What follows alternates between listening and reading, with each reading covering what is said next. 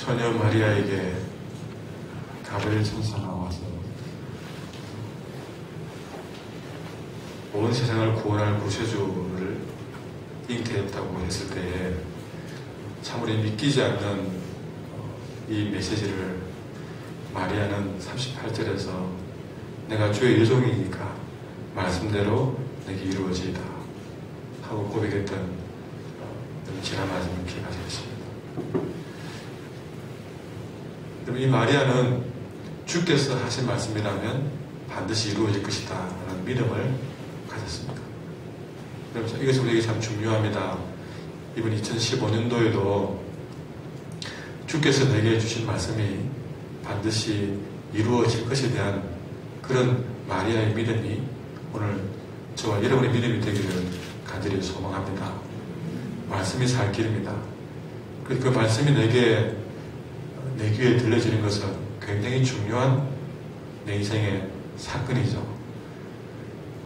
말씀을 들을 수 있는 것은 우리에게 복입니다. 왜냐하면 이 말씀을 들음으로써 하늘의 사건이 바로 연약한 육신에게 일어나는 기적같은 사건이 되기 때문에 말씀을 듣는 것은 우리에게는 사건이다 라고 저는 믿어 의심치 않습니다. 마리아에게도 하나님의 말씀이 그의 귀에 들리지고 그 말씀을 그가 믿을 때에 그 말씀은 온 인류를 구원할 구세주를 잉태하는 사건이 되고 말았습니다. 여러분, 우리가 이렇게 산다고 해서 우리 인생을 가볍게 취급해서는 안 될 것입니다. 2015년 한 해 말씀 때문에 우리의 삶이 새로워져야 될 것입니다.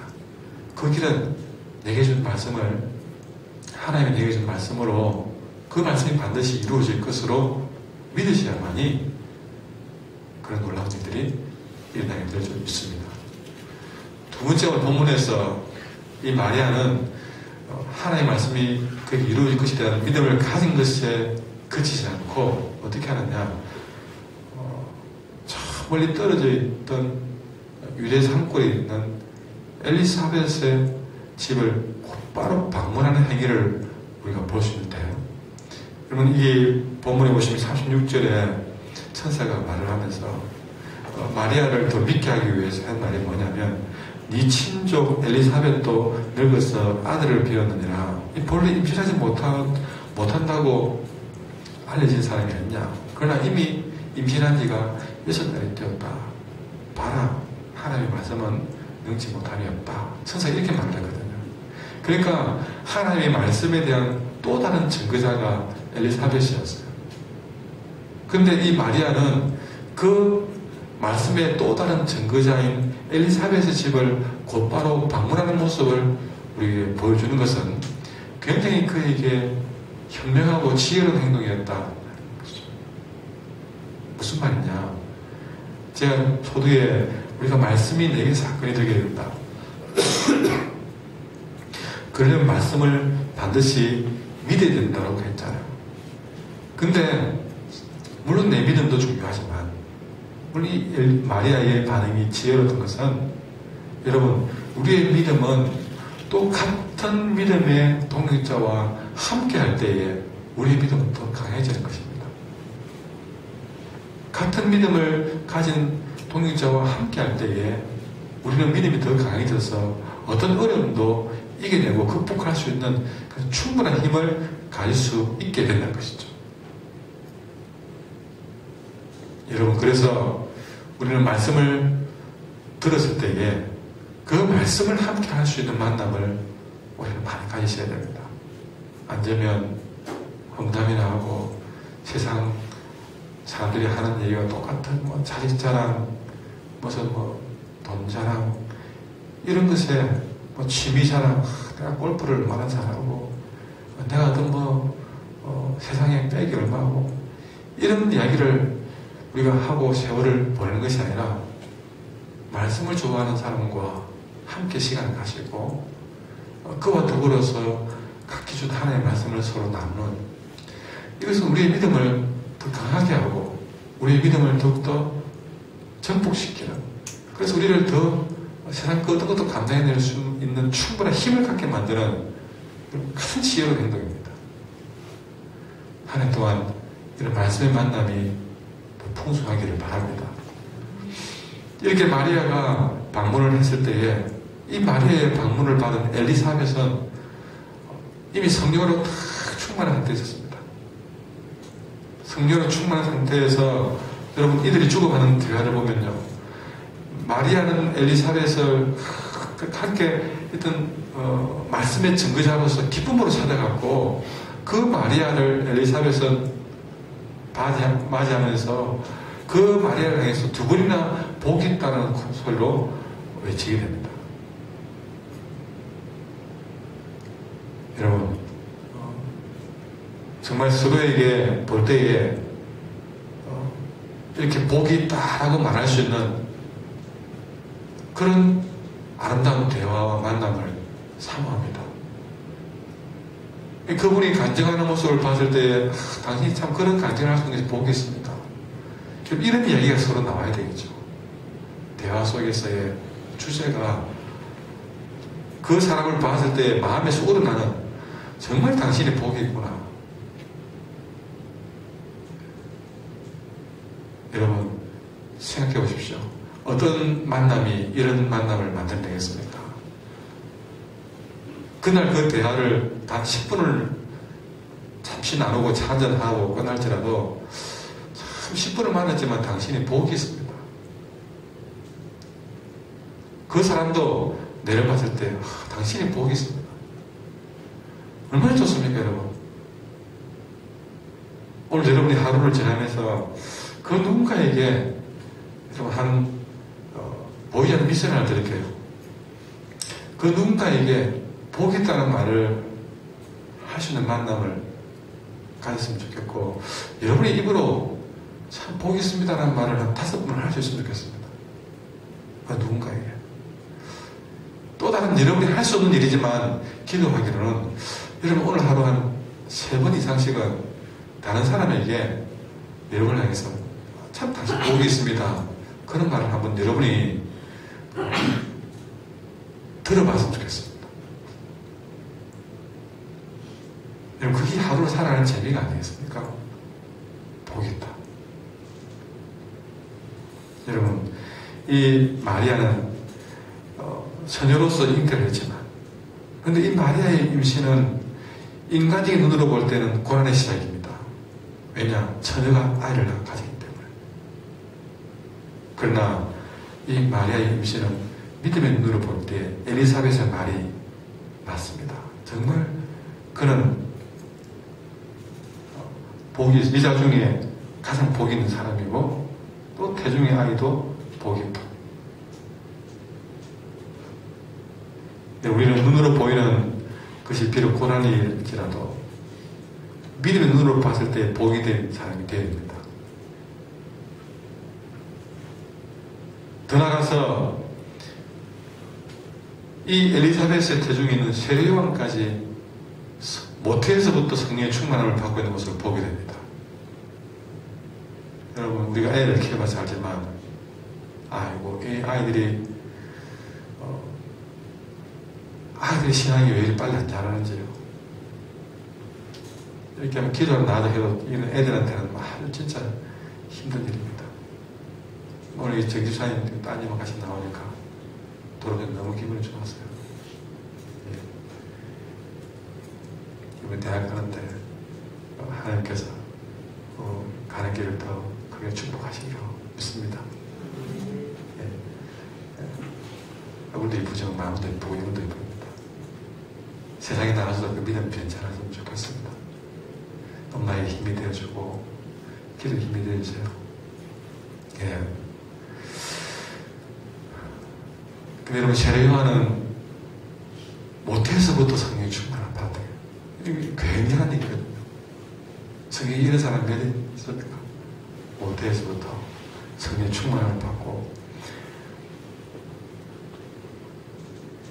정말 태중에 있는 주님 모시자 태중에서 그를 알아보고 주를 보고 기뻐하는 이 모태에서의 세례요한. 여러분 우리가 비록 이건 우리에게 걸렸습니다. 모태에서는 이미 다 낳고 살아왔기 때문에 모태에서부터 성령 충만하기는 걸렸습니다. 그러나 여러분 지금이라도 우리는 성령 충만. 여러분 얼마나 기쁜 일이겠습니까? 신약시대의 산모들은 여러분 주님 앞에 나아가서 주의 말씀 듣고 주님 찬양하고 그렇게 주님 앞에 예배할 때에 그 아이가 세례요한처럼 복중에서부터 기뻐 뛰놀 수 있도록 그렇게 이미 엘리사벳의 믿음이 엘리사벳의 성령 충만함이 태중에 있는 세례요한까지 미치는 모습을 보게 됩니다.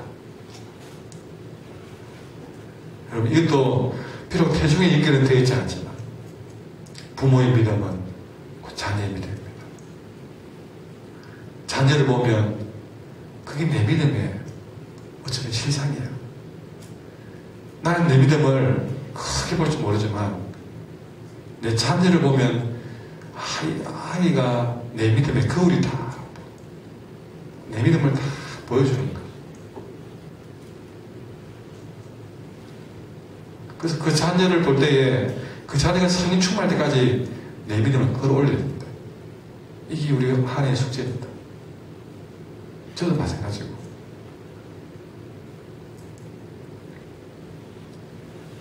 태교는 끝나지 않았습니다. 내 자녀가 30, 40이 되어도 나를 가장 실상을 잘 알고 가장 정확하게 보는 아이는 내 자녀거든요. 그 자녀 눈빛에 보이는 내 그 모습이 바로 내 신앙이기 때문에 우리는 오늘도 태교를 해야 된다. 오히려 내 몸 안에서의 태교 못지않게 그때는 탯줄로 연결된 것이었지만 이제는 눈과 눈의 탯줄로 우리는 태교를 해야 된다. 그래서 내가 엘리사벳처럼 성령 충만한 길 외에는 태중의 아이가 성령 충만할 수 있는 길은 없는 것이죠.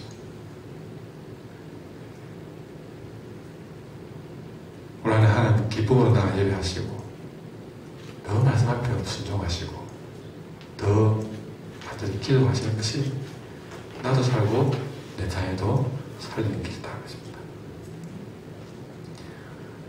46절에서부터 마리아는 하나님을 찬양합니다. 이 찬양은 은혜 받은 자의 모습을 그대로 드러내고 있는데 먼저 마리아는 47절에서 하나님을 찬양하며 기뻐합니다. 여러분 하나님께 예배하고 찬양하는 자들은 기뻐해야 됩니다. 예배의 자리에 들어오면서 이상 속으로 들어오면 잘못된 일입니다. 예배 자리에 들어오면 예배 자리에까지 들어오면서 마음의 불편함을 심어 들어오는 것은 여러분 예배자의 태도가 아닙니다. 예배의 자는 기뻐하는 것이 첫 번째 특징입니다. 그리고 마리아는 오늘 고백에서 자신의 어떤 믿음을 내 믿음을 이렇게 내가 이렇게 믿어야 되겠다 하고 말하지도 않았습니다. 또 내가 이렇게 헌신해야 되겠다 하고도 말하지 않았습니다. 그저 하나님 앞에 하는 말은 비천한 여정에 지나지 않는 자신이 하나님으로부터 놀라운 복을 받았다 라고만 노래합니다. 여러분 이거는 우리가 중요한 것인데요. 하나님 앞에 무슨 우리가 여러분 옛날에 우리가 무슨 유신시대나 막 그럴 때에 국기에 대한 격려하고 나는 자랑스러운 좀 까먹었네요 요즘은. 그러면서 내 의지를 보여주고 그걸 강요하고 여러분 우리가 하나님 앞에 하나님이 그걸 원하실까? 내가 하나님 앞에 자꾸만 무슨 구호를 외치고 다짐을 하고 내가 이렇게 헌신하겠다라고 그렇게 의지를 보이는 것보다 물론 그것도 필요하겠죠. 그럼 우리는 신앙을 의지로 하는 것이 아니라 은혜로 하는 것입니다. 의지가 앞선 사람들은요, 베드로가 뭐랬습니까? 내가 다 배반, 나는 배반 안 한다고 했던 의지를 보이면서 하나님, 이상하게도 의지로 감으로 가진 사람들은 그냥 그 가고 소용없다고 다 깨뜨린 일들이 대부분이었습니다. 그러나 베드로가 완전히 나는 아무것도 아닌 줄 알고 그렇게 나는 정말 비천한 사람이다 라고 주여 나는 죄인입니다 무릎 꿇을 때에 뭐랬냐, 내가 너를 사랑하는 업으로다. 너무나 주님의 여러분 그 사람 쓰는 타입을 아셔야 됩니다. 한 해도 의지만으로 시작하시면 분명히 그는 한 달을 못 가서 다 깨질 겁니다. 그게 아니라 하나님 나는 할 수 있는 것이 없다고, 나의 비천함을 하나님 앞에 내려놓고 그렇게 나아갈 때에 48절에 보면 그의 여종의 비참을 돌보셨습니다. 보라 이제부터는 만세에 나는 복이 있다. 내가 이렇게 믿음으로 살려고 했기 때문에 복이 있다가 아니라 주께서 이 비천한 여인을 돌아봤기 때문에 복이 있다고 하는 것이죠. 그리고 새해 다짐한다고 의지만 내주지 말고 은혜 아니면 나서지 못하네. 은혜를 사모하고 나가십시오. 그것이 하나님이 듣고 싶은 노래입니다. 그것이 하나님이 듣고 싶은 노래예요.